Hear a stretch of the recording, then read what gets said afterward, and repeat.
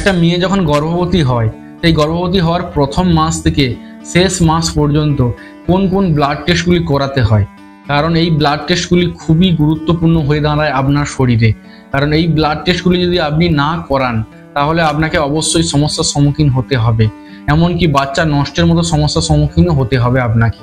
সেই জন্য অবশ্যই আপনাকে ব্লাড টেস্টগুলি করাতে হবে এবং আপনাকে কত মাস অন্তর অন্তর কোন ব্লাড টেস্টগুলি করাতে হবে সেই সমস্ত কিছু বলবো আমি আজকের আমার এই ভিডিওর মাধ্যমে। আপনি যদি আমার চ্যানেলে নতুন হয়ে থাকেন তাহলে চ্যানেলটিকে অবশ্যই সাবস্ক্রাইব করে পাশে থাকা বেল আইকন অন করে রাখবেন। নমস্কার বন্ধুরা, আমি রবিশঙ্কর হেলথ গাইড চ্যানেলের পক্ষ থেকে সবাইকে অসংখ্য ধন্যবাদ জানাই। আজকের আমি আলোচনা করব কোন কোন ব্লাড টেস্টগুলি খুবই গুরুত্বপূর্ণ হয়ে দাঁড়ায় আপনার গর্ভধারণের সঙ্গে সঙ্গে। আপনি যখন গর্ভবতী হবেন সেই প্রথম মাস থেকে শুরু করে লাস্ট মাস পর্যন্ত এই ব্লাড টেস্টগুলি আপনাকে অবশ্যই করিয়ে দেখতে হবে, কারণ এই ব্লাড টেস্টগুলি যদি কোনোভাবে ঘাটতি দেখা দেয় তাহলে সেই সময় আপনার ও আপনার বেবি দুজনেরই ক্ষতির সম্মুখীন হতে হবে। একটি মেয়ে যখন গর্ভধারণ করে সে বোঝার জন্য ইউরিন প্রেগনেন্সি কিট টেস্ট করে, প্রেগনেন্সি কিট যদি পজিটিভ আসে তাহলে সে তখন ভাবে সে গর্ভবতী হয়েছে। সেই গর্ভবতী হওয়ার পর থেকে ডক্টরের কাছে অবশ্যই তাকে যেতে হবে প্রথম থেকেই। আর সেই সময় থেকে যেই ব্লাড টেস্টগুলি ইম্পর্টেন্ট হয়ে দাঁড়ায় সেই ব্লাড টেস্টগুলির মধ্যে প্রথমে রয়েছে haemoglobin, second thalassaemia, third blood sugar এবং ফোরে রয়েছে thyroid profile.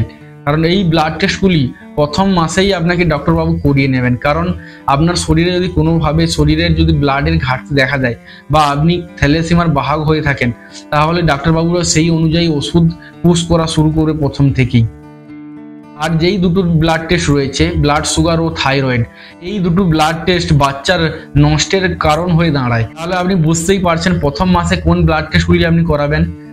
Thalassaemia, haemoglobin, sugar ও থাইরয়েড প্রোফাইল, এই ব্লাড টেস্টগুলি আপনাকে প্রথম মাসে করাতে হবে। দ্বিতীয় মাসে আপনার বেবির যে গ্রোথ হচ্ছে সেইটা বোঝার জন্য আপনি বুঝবেন কি করে, কোন ব্লাড টেস্টের মাধ্যমে আপনি বুঝবেন যে আপনার বেবির গ্রোথ হচ্ছে।